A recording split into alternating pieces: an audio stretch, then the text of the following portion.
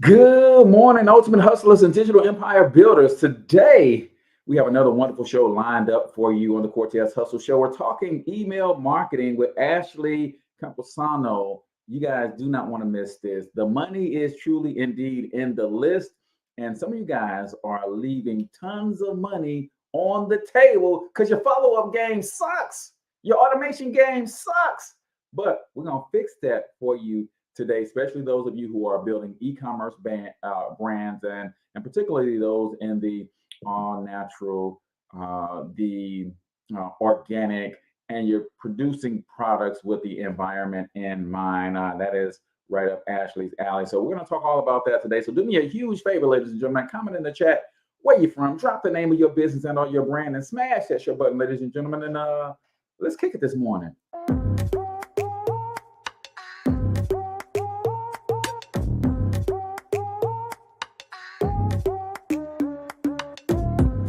Yo, what's up, Ultimate Hustlers, and welcome to the Cortez Hustle Show, the business podcast for the entrepreneur of the 21st century. And I'm your host, Cortez Hustle. Our goal is to give you a behind-the-scenes look at how the world's greatest hustlers build amazing brands, scale their businesses to incredible heights, sell more, make more, and create mass movements that impact the world. It doesn't matter if you're a seasoned vet or you're sitting on the sidelines with aspirations to one day unleash your inner hustle. This show will provide the insights into how pure grit, determination, and hard work has morphed into some of the most iconic brands and personalities and how they are moving the culture forward. You'll get a mix of solo shows featuring yours truly, as well as interviews and content from other hustlers that I either know personally or I've learned from or whose grind I've come to know and respect.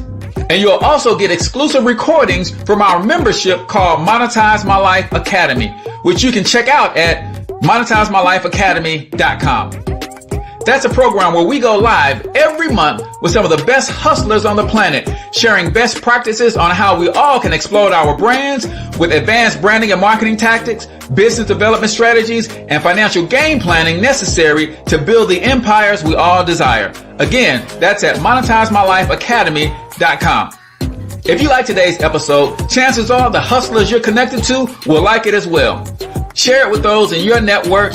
And when you do, use hashtag Cortez Hustle so I can see you and hopefully give you a shout out and share you in my stories. So check out today's episode and make sure you subscribe to the feed on your favorite podcasting networks.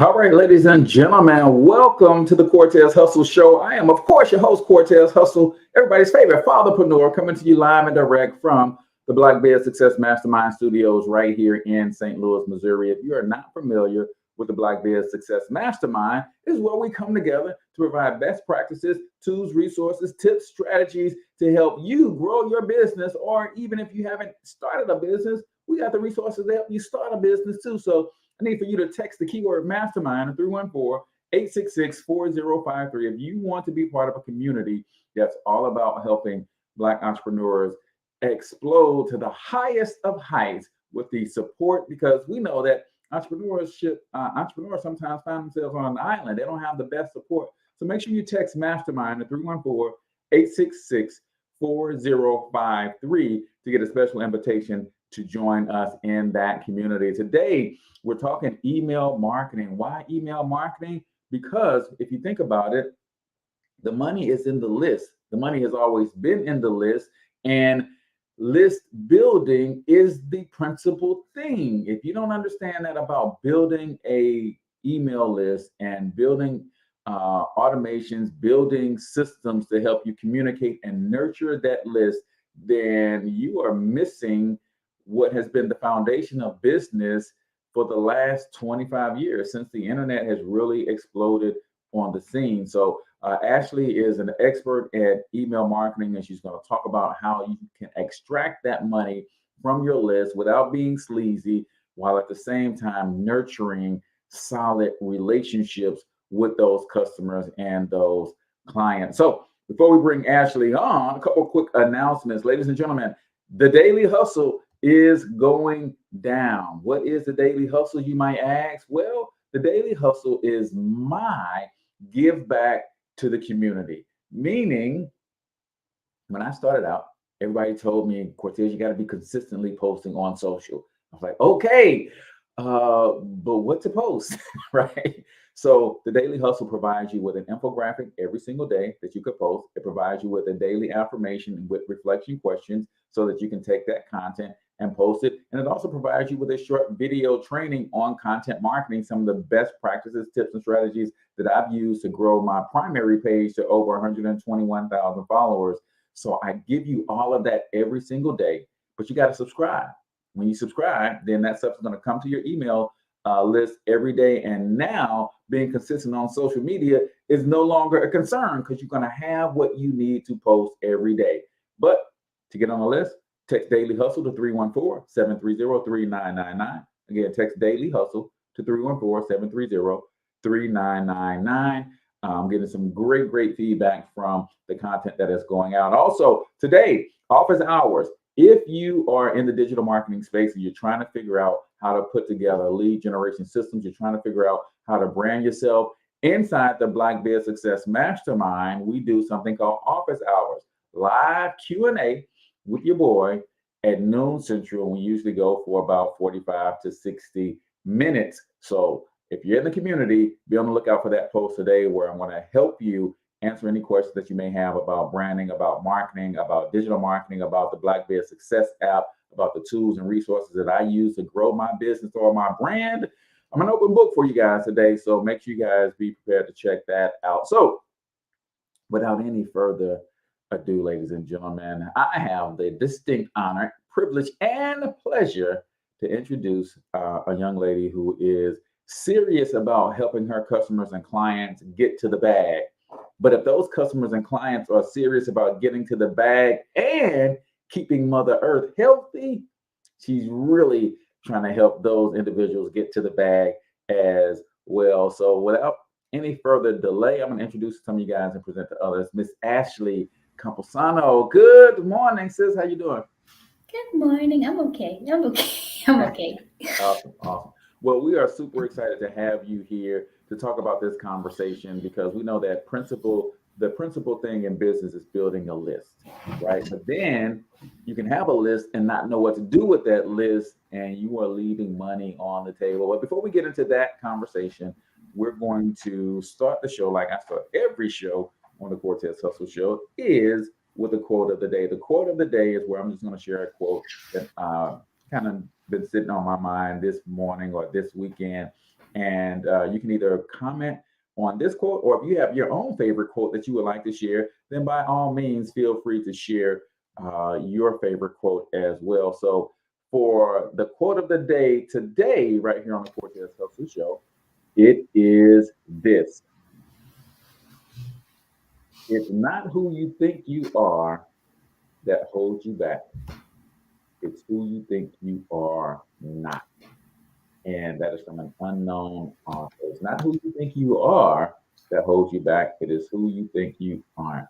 So many people struggle with belief in themselves and cannot come to grips with all that they are, right? I struggle with that myself in my pursuit of building a multi-billion-dollar media conglomerate, my truth of being a creative genius, and my supernatural power of patience, right? I wouldn't even admit that stuff to myself at one point because I was afraid to even believe it for myself. And that was holding me back. But now I am who I am. And if you don't like it, you can kick rocks. So be careful about what you believe about yourself. So Ashley, do you have a favorite quote that you would like to share, or do you want to comment on that? I have a motivational quote. I have this mentor who makes me watch this one YouTube video it's a 30-minute YouTube video. I have to watch it every single day. And if I don't, he'll come at my neck for not sending him a takeaway from the video. Nice. And the one that I always take away with is, to be successful, you must first be of service. So when I hear that, at least for me, when I hear that, it's like when you think of really, really successful people, they're successful because they have something to offer people that works, that provides a service, whether it is a service or a product. Like it makes someone's life better.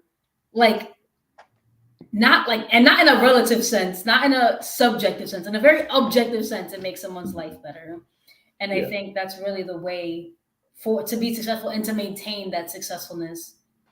I think so too. And when you think about someone as wealthy as Steve Jobs before he died, right?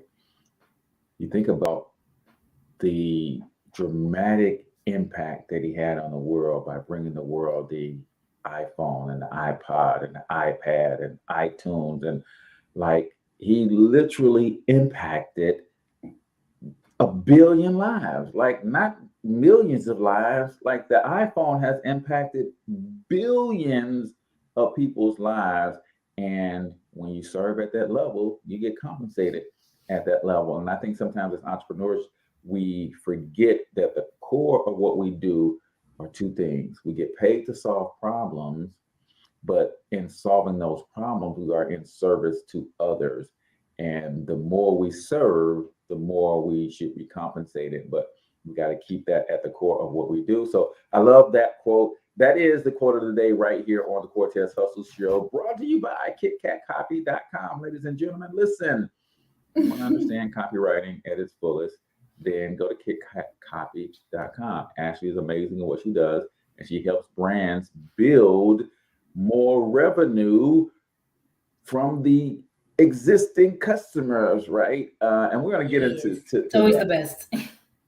Because it's easier to sell to customers you already have than to create new customers, and people miss that. But we're going to get all into that. But before we get all into that, I ask everybody this one question, Ashley, when they come to the show. So I'm going to ask it to you. And the question is this: who the heck are you?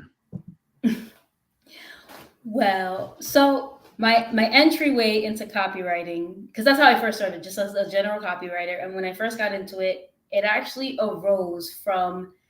No, wait. Before you go into copywriting, who are you? Oh, You wasn't always a copywriter, right? That's true. We're going all the way back. We want all the skin. So I got my degree in a bachelor's in psychology. And I did work in the psychology field for about 5 years. I was a family advocacy counselor at first, then a child development specialist for the rest of that time. And I learned some very hard lessons. That one, I'm an empath, and when you're an empath, you can't do mental health work. It's not gonna work. It's not. Letting y'all know right now. What is an empath for those of us who do not know?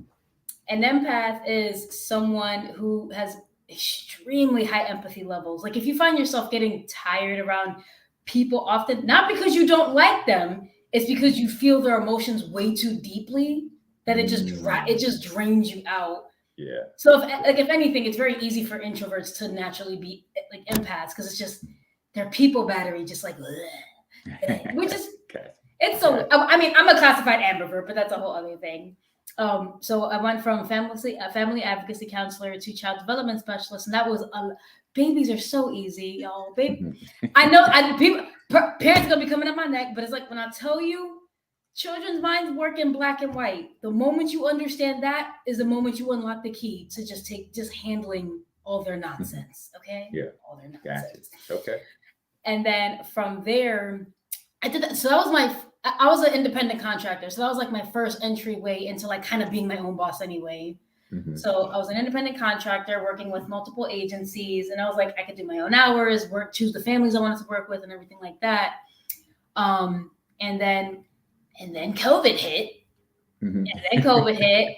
And so these agencies work under the Department of Health, the DOH. So when the DOH shut down, so did my work. So did my job. I couldn't work for 2 straight weeks. And it became,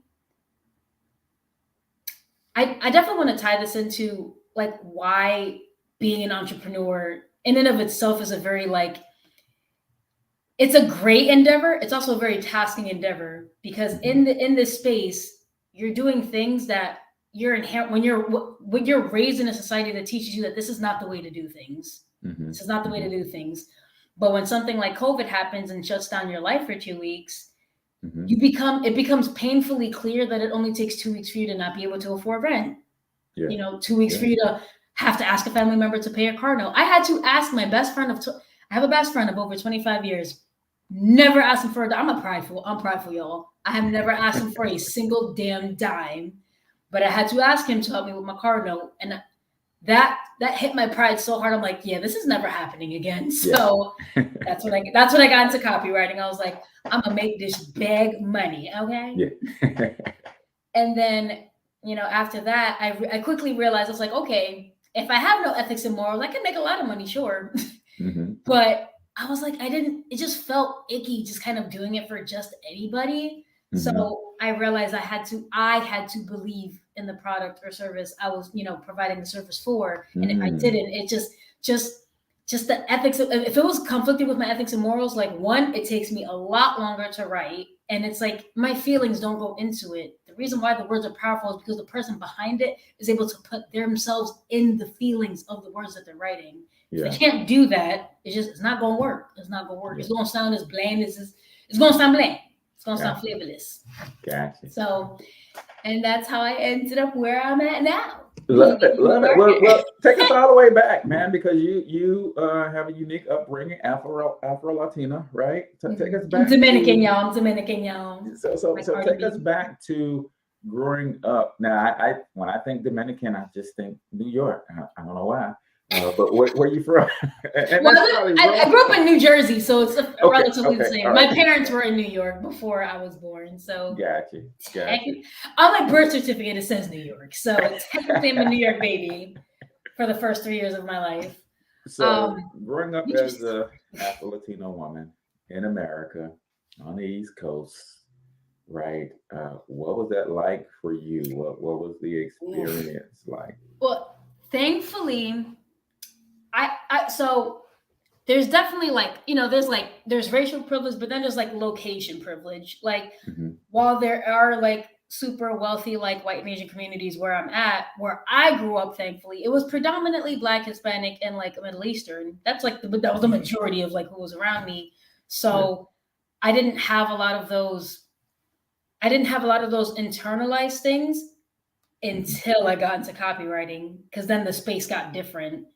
And that's gonna happen too. Like my parents my dad is super hardworking. I love him to death. He's 64, about to be 65, works 2 jobs. One as a janitor in the Empire State Building, and the second as more or less another janitor at a church. So if anyone knows about serving, it's that man. And he does it to the best of his ability. He always taught me that no matter what it is, whatever job you're doing, just be the best at it. It doesn't matter. It doesn't matter. He's been a janitor for 30 years, for as longer than I've been alive. Wow. Right. Yeah. But he does it to a T. My parents are a little weird because it's really like two opposites of the spectrum. My dad grew up super poor in Dominican Republic, while my mom grew up really wealthy in Dominican Republic. She had a servant dress her up until she was 12. It was like, that's what I said. When she told me that, I'm like, this explains a lot, mother. my mom a bougie. Like it's funny. You're gonna have the very down to earth Dominican, then you have the very bougie Dominicans. There's no in between. Okay. There's no in between. She's a secretary. She does a lot of admin work for a nonprofit organization that helps women with their children before the age of 2. So they give like this free like care, like they bring a nurse to your house, teach you all how to do everything. Because I can imagine when you're a first mom, you don't know what the hell you're doing. No matter how many books you read, you don't know what you're doing. You don't know what you're doing. So, so she helps with that. And she loves it. She loves the people that she works with. She loves her boss. Like her boss needs her for everything. She stays all up in her phone. She needs her for everything. And so when me and my sister are actually both like, entrepreneurs. And when we first went into that endeavor, they were nervous. They were scared. And that's definitely another thing I want to bring up. When you have family members who they're not like super supportive from the jump, to not automatically assume that it's because they want your downfall. A lot of it just comes from straight up fear.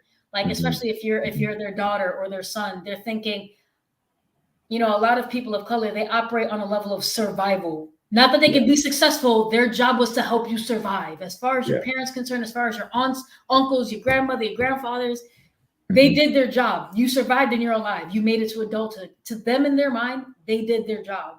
Yeah. So when you're trying entrepreneurship and trying to do this endeavor, all they're thinking is like, you just took all my survival and just put it down the drain because now you're about to fail and suffer and die. Like, that's what they're thinking. Yeah. So it's not that they don't want to be supportive. They're afraid of you not making it and them leaving this earth without you having your bag secured. They do not want that. It's a terrifying endeavor for them. Right. So I definitely and I think that's amazing that you bring that up because we lose sight of that, especially since the night, right? Since the word hater came out, like anytime someone is trying to steer you in a different way, it's got to be hate. They're hating. They won't let me be great. And from a parent's perspective, it's like, no, I am concerned about your not well-being today, but your lifelong well-being, which has a lot to do with the well-being of my grandchildren that you will eventually have and their lifelong well-being. So or may already have. Yeah, or already have. Yeah, like your lifelong well-being is my concern. And if we're honest as entrepreneurs, we've got to say that, yes, I can empathize with your fear because entrepreneurship is indeed a risk. It's horrifying. Mom, it's horrifying. This is a risk that I am willing to take because what I know is that I could always go back and get a job. I might have a limited window to get in this industry and crush it. So I'm going to go for it, right? Exactly. So I'm glad that you brought that up. So we're my favorite part of the show where we do a segment called 1 Minute Motivation. That's where we're going to play a short motivational video. And I'm going to ask you to give me a takeaway or two, and which is good that your mentor makes you do this all the time. So you're going to be good. You're going to crush this, right? And then I'm going to give a couple takeaways as well. And then if you guys are in position to type, those of you who are watching us live, then go ahead and comment one of your takeaways as well. So this is 1 Minute Motivation right here on the Cortez Hustle Show. Let's do it. Whatever you have in your environment is a reflection of your consciousness. So you got all that chaos there. That represents some disorganized, cluttered section of your mind. So let's get all that out of there, all right? Work to get that out, clean that up. Anybody that you feel very strongly about, have some negative feelings about, let's look at some good reasons to forgive them. Number one, you must try and see what has happened or see things from that other person's point of view. Let's look at it from their point of view. That's one area. That's number one. Then number two, holding a grudge hurts you. It doesn't hurt them. So just for good health and peace of mind, let it go. Any feeling of resentment or anger or hatred is called to me the load of bitterness within. Every thought that we entertain produces a chemical in our brain that impacts the body's immune system. And besides, this person you're hating, they probably are not even aware of it. It's someplace having a good time. Don't even know you're really hating them. You've turned up the steam. Gone from dislike to hate, intense hate. And here you are killing yourself, making yourself vulnerable to various types of illnesses, putting yourself in bad health. And I say that person is not worth your sacrificing your health or 1 minute of peace of mind. Hoo-wee. So, the reason that I love this segment so much, especially when I have a guest on, because we all just listen to the same clip, but chances are we all heard something very different. So what did you hear, sis? For me, it's definitely about that empathy. I feel like empathy and emotional intelligence is so important. As an entrepreneur, it's so important, mainly because you're always going to have two sides of it. You're going to have the side in which you have to consistently, not sometimes, consistently believe in yourself and your ability to succeed, while also combating people's fears of you not succeeding, people's worries about you not succeeding, and legitimate haters not wanting you to succeed. Yes. Legitimate haters. So it's like, it's just walking that fine line and not letting them get so in the way of what your goal is.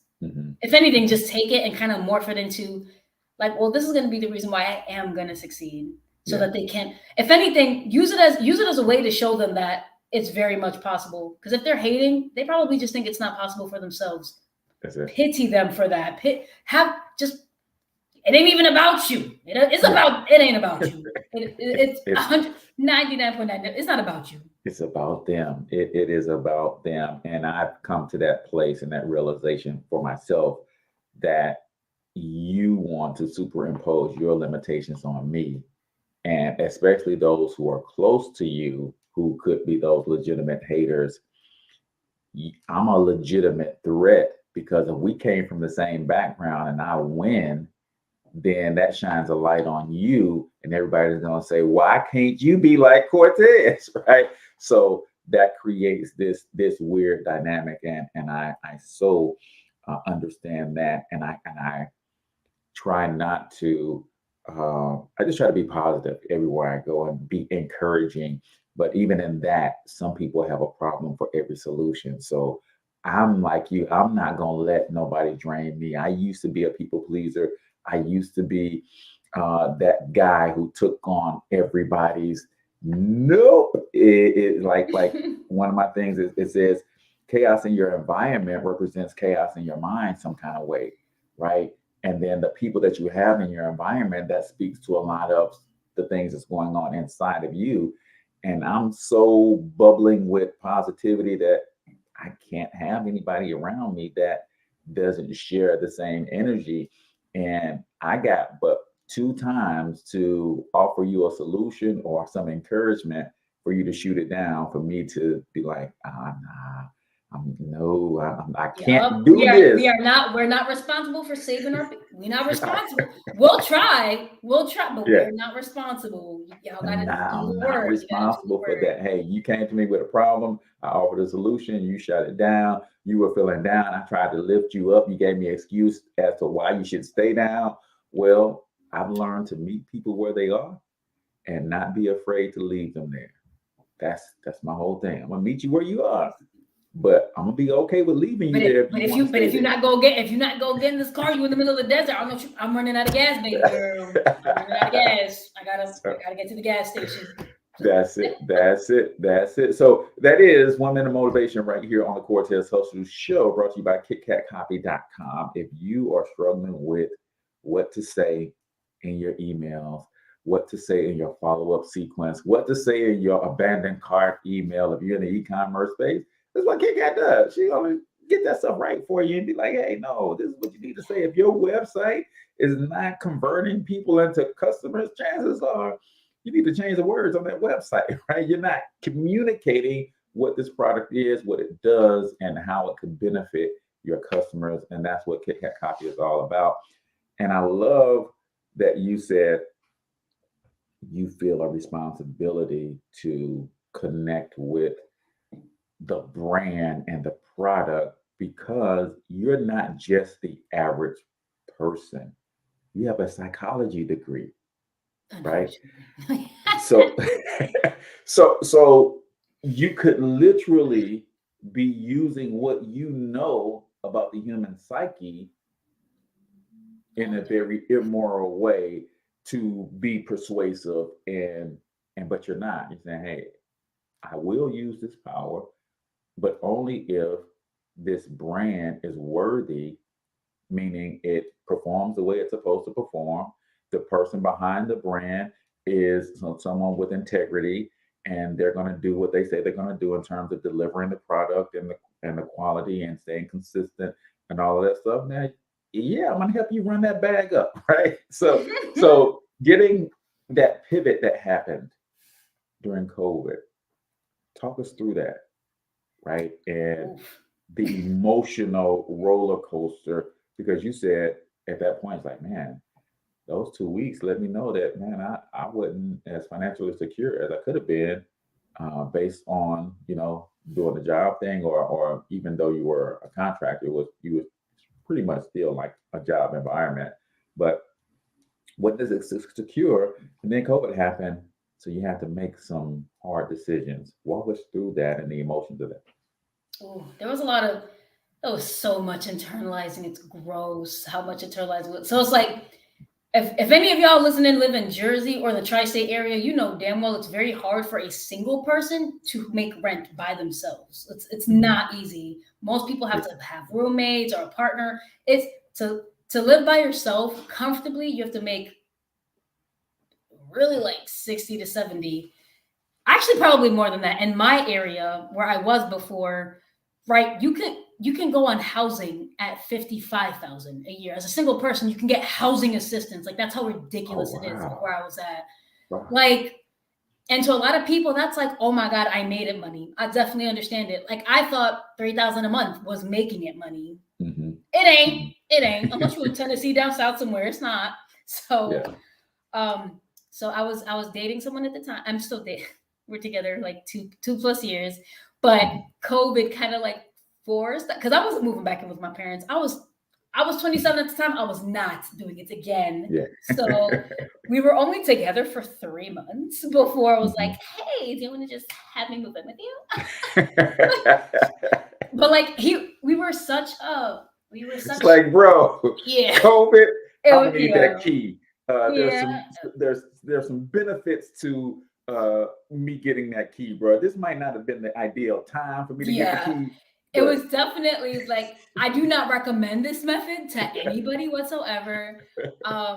For us, we felt it was an okay decision only because, like, well, one, I've always been, sidebar, in my dating life, I've always been a very, very upfront person. I'm not the whole hide behind a curtain.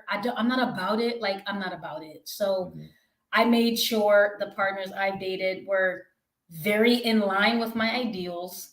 So that included women's rights ideals, immigration ideals, political ideals, religious ideals. Like these are very, like, it's very hard to make something work if these things are not in alignment with you. Yeah. And it's not, so they kind of have to be. It's not, let's date and do the superficial thing. Now we're all in love. And then all of this stuff comes out like, oh, I didn't know you believed that. Oh, no, I didn't know you believed exactly. that. Like before I was like, oh, you wouldn't date someone just because they weren't Christian. Like, I didn't get it at first. And I'm like, okay, but if you're going to have kids later on, like, that's going to be in it. You know what I mean? That's a big thing. So they had to meet a lot of those things. So they were very open with talking about those kind of things. We were also very open about mental health and whether or not we were dealing with mental health issues. I mean, it was COVID. Like, people were going through the damn thing. You know what I mean? So and in the Northeast, you guys were shut down for a long time. You guys had I think probably we're already in a depressing state to begin with. The worst of the worst, like the longest quarantine. The like you guys had it bad. More or less is. New Jersey still they're better, but New York is still playing games out there. They playing games. Gotcha. So then I moved in with him, and again, this is like being like that conflictingness of like I come from a very prideful family, y'all. My mom and dad are the most prideful people you'll ever meet. So when it's like in my brain, it's like, oh, you're having to like depend on your man now. Like, oh my God, it was a whole problem. Like, he kept saying like, babe, you sure you don't need it? Like, I got you. I'm like, I don't need your damn money. I'll be fine. Just let me be in your bed. Okay. I'm gonna be fine. I got me. So it was so annoying. I was so annoying. And then I was doing I was doing copywriting thing, and it just felt like copywriting just felt like the world opened up. Entrepreneurship felt like just the world opened up. Like suddenly there wasn't like this income potential cap that I thought I was going to just hit my peak at. You know what I mean? Yeah. Like, I've hit 5 and 6K months now doing like 10K months doesn't even seem like super big to me anymore. 20K months doesn't sound super big to me anymore. When in my mind, I was just like, oh, like 5,000 a month. Yeah. Oh my God, who the hell am I? Who I am deserving of such revenue. But it's like entrepreneurship really makes you feel like the sky's, because it is. It is. And like, and that's the beauty of like I know not everybody is a fan of capitalism, but capitalism does allow you to kind of reach just an unimaginable income cap. Yeah. So, Yeah. and it's really, I've always been on, in the belief that there's a very perfect intersection between capitalism, environmentalism, and health and wellness, right? Mhm. And no matter what you do as a product or a service, you can always meet within these spaces. Yeah. You can meet I within these love that. spaces. Absolutely. And I think, I think there's a balance to everything, because while capitalism could be bad, it could also be good. But capitalism in and of itself is just a tool, right? It's Exactly. not about the tool, it's the person wielding the tool, right? I can take a hammer and build you a house, but I can also take that same hammer and crack you across your head with it.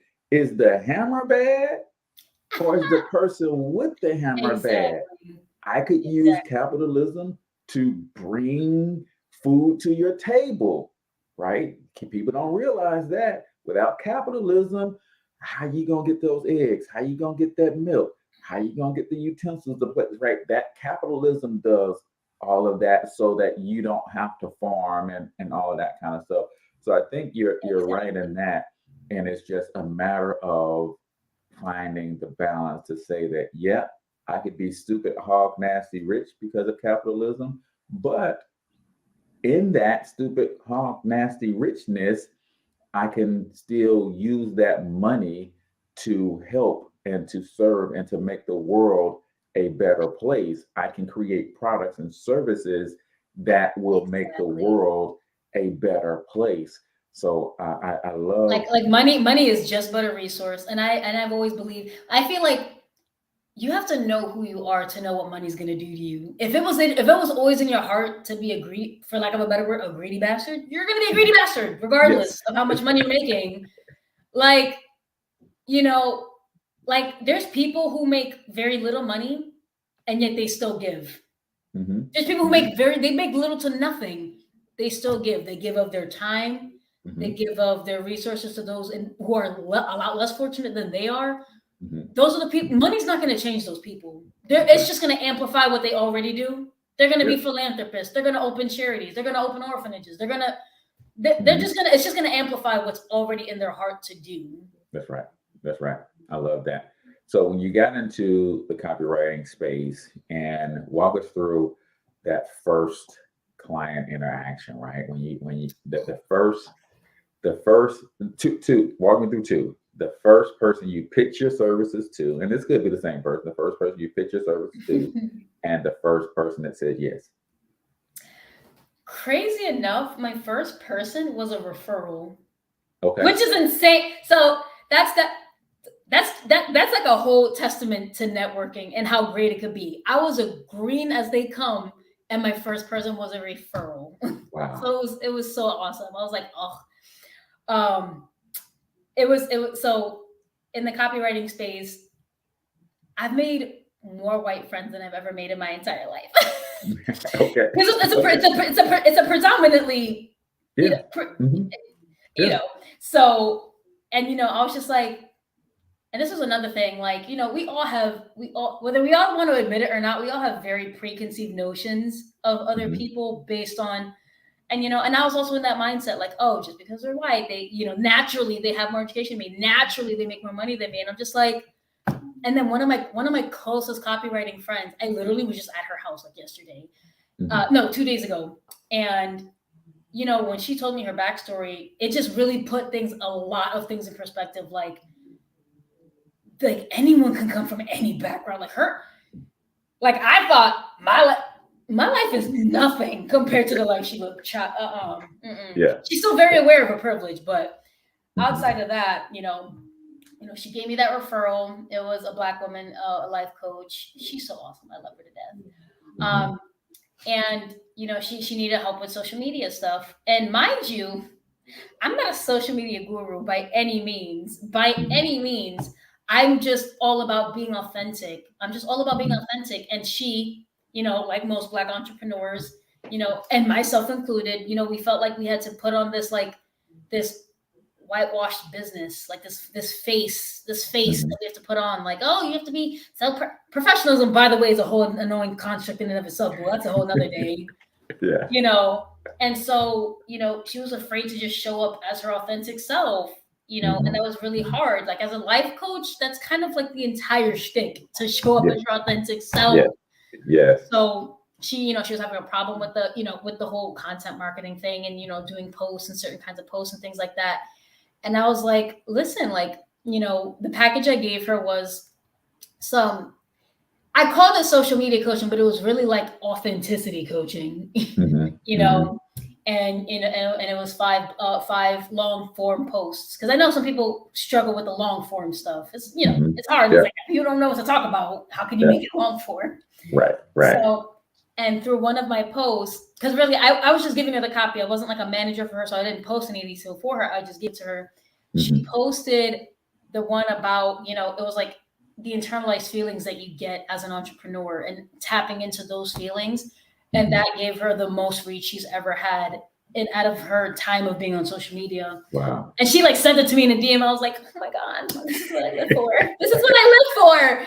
She was like, people were loving it. Like it got the most engagement, got the most reach. And I was just like, I'm telling you, don't be afraid to be vulnerable. If you're going through it, don't be so close to it. But it's like, if you went through it and you're past that point in your life, feel free to let people know. People do not want perfect people. They do not want to work with perfect people. Even if you're a life coach, they don't want you to be perfect. They want to know, you know, like if you go to a mental health therapist, would you feel comfortable telling them your problems, knowing that they grew up from money, never had a damn problem in their life? Like, no, you don't want a perfect person. People do not want perfect people. Do they want to know that you've made it past that and been successful? Yes. Do they need you to be perfect? No, they do not. I love that. That's something that authenticity and vulnerability, that you are so right. In these public spaces, we are so afraid to say what it was, what it is, and our approach to it and how we're going to get through it and get over it.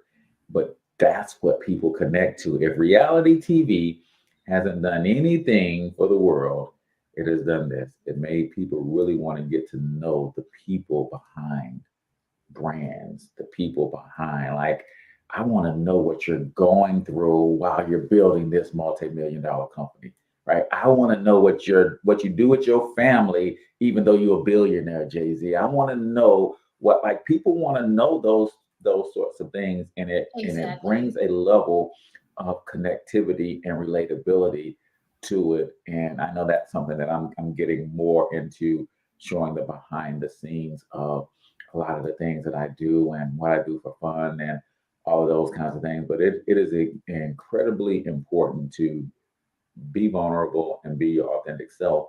And then, because it does two things, it's going to bring the right people to you, but it's also going to repel the wrong people away from you. Like, some people will never watch the Cortez Hustle Show because who I am at my core. And that's fine, because I'm only meant to serve certain people, right? You can't make everybody like you, and you don't want everybody to like you. You don't want anybody to.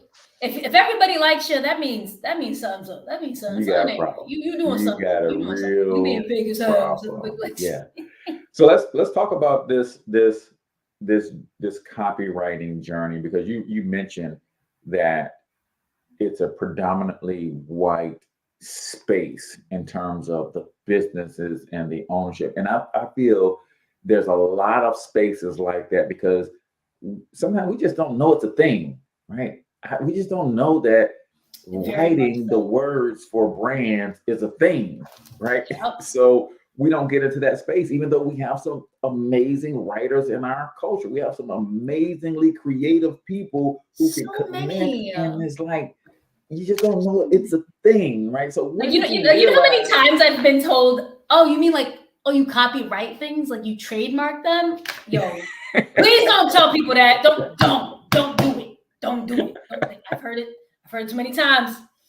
So give us your definition of copywriting, and what is a day in the life like with Ashley in the business space of copywriting?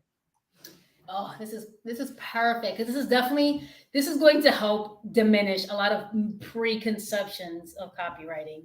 Mhm. So for the most part, for people who aren't super deep into marketing, a lot of people think that copywriters are like the end all be all. And what we are is we are amplifiers. I want people to view us as amplifiers. If you have a product or service that people actually want, then copywriting will do its job. If it's a service and product that people do not want, copywriting, no matter how great it is, will not do its job. Mhm. You might get some sales up front, but it's not going to last. We can only amplify what's already there. We can only amplify what's already there. You know, it's like, it would be like having a great personality, but like in a computer without a human body, with a face that you like, or, you know what I mean? Without a family that you like. It's like, it will be just like some really important part missing. And it's just like, no, it doesn't work. Yeah. And you know, and copywriters are definitely not like, we cannot be the experts at everything. Do we know a lot about marketing? Yes. But does marketing have a million different other facets in which people are super in tune with them? Yes. So it's like, can a copywriter know about social media? Yes. Are they going to be an expert at social media? Probably not, unless that's their niche. You know? Just like my niche is email copywriting. I love emails. Can I write you a sales page? Sure. Can I write you a Facebook ad? Sure. Are those my area domain? No, those are not my area of expertise. Can I do it? Yes, but my area of expertise is email. So, but you know, yeah. So that they're definitely not the end all be all. I think. Oh, is this where I do the biggest mistakes right now, or not yet? Not yet. So now that we know that what you guys do, amplify messages, talk about the importance of email, and what is your primary focus? Is it follow-up? Is it after a purchase, continuing that communication? Right, when you say email and you're handling the email copywriting, what does that mean in your world? So definitely. So I do email automation. So these are emails that are meant to send automatically based, and they're the best because they're literally behavioral based. So they will always send at the right time to the right person because they're meant to activate on behaviors. Gotcha. So a lot of what I'm seeing, the most important thing is really like how you introduce people in your emails. And that can be done through different ways, right? Because, right, you could have a welcome email or welcome email sequence, which you definitely should have. But not everyone's going to be going in through that way, right? Not everyone's going to be going through that way. You could have a person who buys before subscribing. So what emails are they getting after that? You know, they need to be once they purchase with you, they've given your email, right? They may not be getting your newsletter, but they are getting these follow-up things. Like if they're abandoning their cart, if they're abandoning before putting anything in their cart, these are all things you want to be following up on. And even after a purchase, y'all need to stop with these really basic confirmations. The confirmation don't do nothing. What does the confirmation do? Oh, thank you for you bought this thing, but that's it. There's so many opportunities being lost in the confirmation stuff. Oh, it's killing me. Because when you think about it, they bought a specific thing. So what do you know about them based on what they just bought? It's like they're in their heightened state of buy. Like if someone chose to buy, psychologically, they're in the mindset to buy more. They're in there, like once that time has gone, it's the same feeling like when they first signed up for your email list. Like they're in that heightened state of, give me something. Give me something. It's almost like as if you were the equivalent to this in a social situation would be like if someone went up to you and said hi and you just said nothing. You just said you didn't say anything back. You just big letdown. Hi. Big letdown. You know what I mean? So if you say hi, the moment someone says hi to you, they're in their most heightened state of a conversation because they said hi. They did something in your vicinity. Yeah. You know what I mean? So you want to follow up with them, be friends with them, let them know about who you are. You know? I love it. I love it. And like I said, there's so much money in that, so many opportunities missed. And that email is that's another opportunity to say, hey, you got this, but you might not be aware that this other thing complements that so well that you might. This thing, did you know about it? Did you know this thing? Most people buy this in a bundle. Do you want it? I love it. Or even for other objectives, like if you're following, what a lot of people don't do, and I noticed this because when you go on websites and they don't see the reviews on the website, it's because there's no follow-up to leave a review. I need to be following up to leave. They can love your thing. You know how many people love the things they get on Amazon and don't leave? I buy from Amazon all the damn time. I'm not leaving no damn review though. I leave a review for people who sent their stuff to leave a review on their little business card or something. Like, hey, I'm very much more likely to leave a review because they reminded me.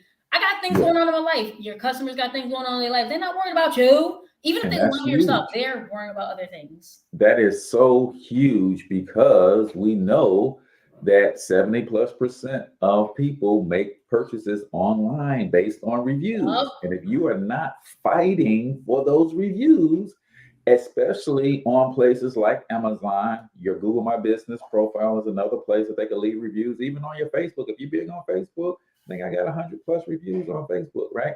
Use wherever you dominate publicly and they have an opportunity for people to review or recommend you, then you should be fighting for those things because it says a lot about your business and or your brand. So it's like thinking big picture stuff. Like imagine, so a lot of people, I can't sell a candle for $13. Oh, you want to bet? If you got 30+ reviews and it's 5 stars and it's a luxury candle, guess what? You won't be able to sell that candle for now $30+ and people will buy it. People will buy it. People buy it.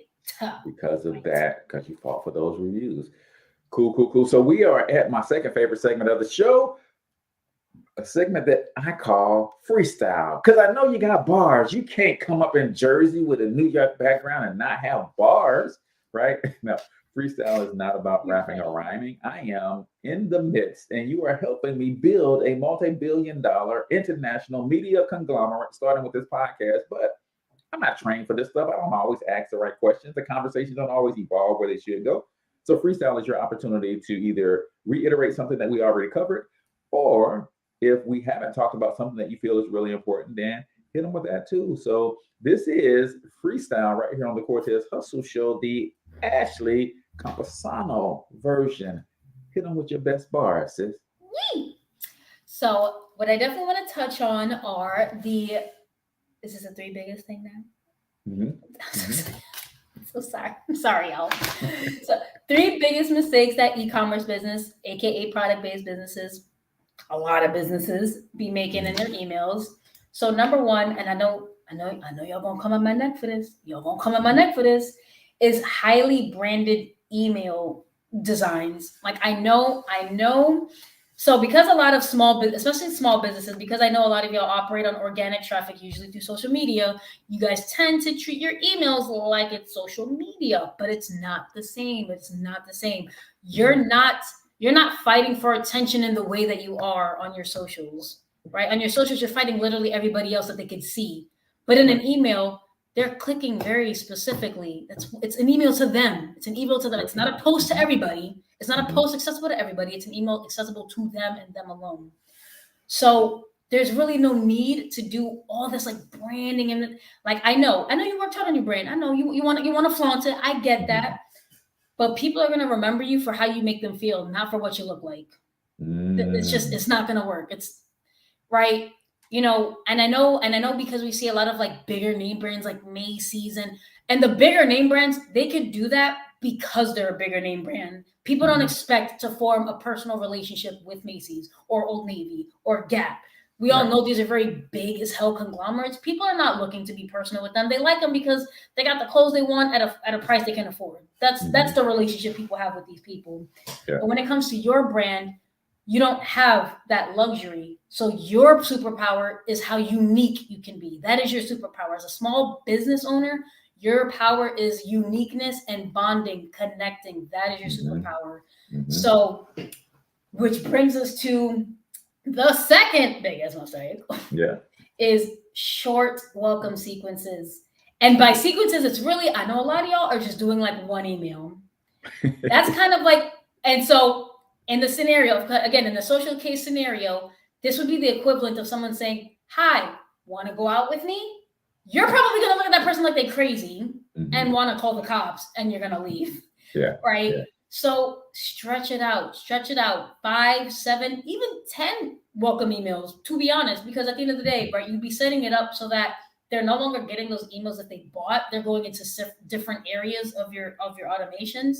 But each email in your welcome sequence provides the opportunity for them to buy. So I want to say 90% of the time, if your struggle is turning subscribers into buyers, is because your welcome sequence is too damn short. It's because it's too short. It's because it's too short. Make it longer. It would be like posting once a month on your socials. That's what it would be like, posting like once a month on your socials. And then the third thing, which kind of ties into the first thing with the highly brandedness of it all. In most highly branded emails, I notice you'll have like, it looks like there's like 6 or more links going on. You got links in the header, you got links in the footer, you got links. And I get that you're trying to just boost up your click rate, but at the end of the day, what makes it's the congruency is what matters. Congruency meaning the relevance of them opening your email to the relevance of them buying the thing that they're buying. When you have 1,000,001 links in your email, that congruency is now shot. Now you're just kind of just throwing things at the wall. It's like, oh, they might just click on this, they might click on whatever, but then it's like they're clicking on it so fast because, you know, if people are opening it on their mobile, I'm like, I feel like I'm like 40. Mobile phone, their mobile, nothing wrong with being 40. Their mobile phone, right? And say you wrote an email that has a theme, that has a direction, and you have all these links in your headers, it's very likely that they could accidentally click one of them. They're not going to go back to read your email. You just lost them. They didn't even get to see the words in the email. They didn't get to see anything for it to be congruent.